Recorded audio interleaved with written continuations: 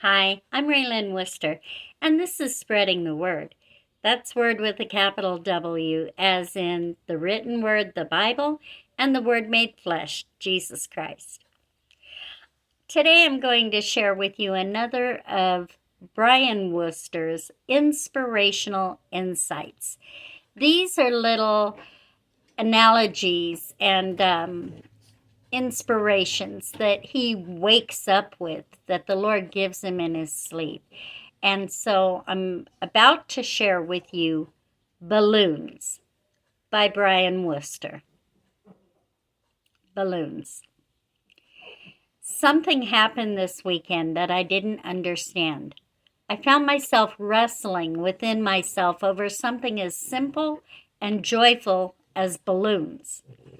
My wife's nephew passed away 6 years ago, and she and her brother, the nephew's dad, the nephew's sister, and my wife's mom all gathered at Mom's house to write happy birthday and other messages on balloons to release into the air in his remembrance. Such a beautiful sentiment. I had never met my wife's nephew. I came on the scene a year after his passing. My wife said I could stay home if I wanted to, but I wanted to be with the family to show my support. We went over and my wife's brother handed her a balloon and a marker. The others were already working on theirs. They offered me one and I declined. My wife explained that I never met her nephew and it would feel forced or fake writing heartfelt sentiments to a stranger. But there was more to it than that, more than I could explain or even understand. I just knew I couldn't do it. It was all right, maybe even good for them to do, but somehow felt very wrong for me. And I hated myself for it. Why was I feeling this way? I could see how meaningful and special this was for my brother-in-law, and I didn't want to add to his grief or put a damper on his remembrance in any way. I offered to take pictures and video the release. At least I could do something. The Lord spoke to me that night while I slept. He reminded me of the time I was involved with the SCA doing medieval reenactments. We would make a Viking boat and write messages to deceased loved ones and float it in the water and burn it as they did Viking burials in that day. The Lord showed me that this was a pagan activity and that He delivered me from it as I've grown closer to Him. This is why I no longer attend Renaissance festivals. In my spirit, releasing the balloons felt like sending the Viking boat to Valhalla.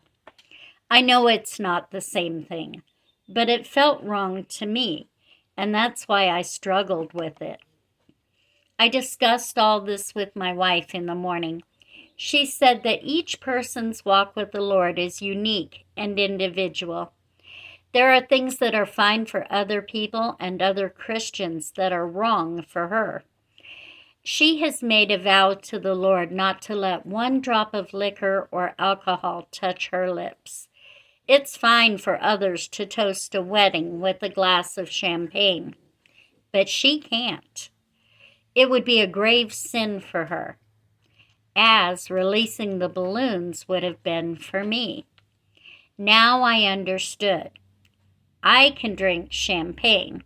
She can release balloons. I hope my brother-in-law hears this and understands that I meant no disrespect to him or his son, and that there was something greater at work in me.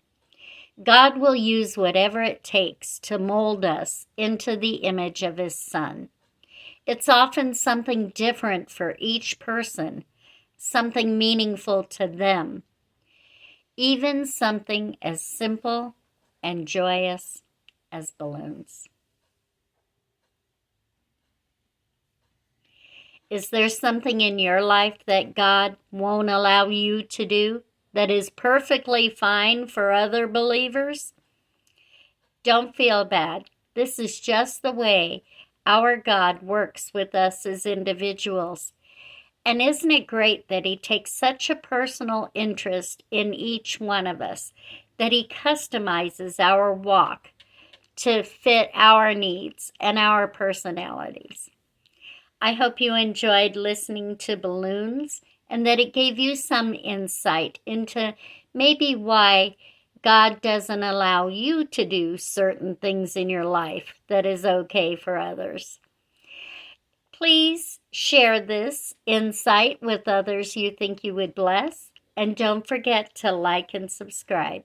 And in this way, you are helping to spread the word. Thank you. God bless.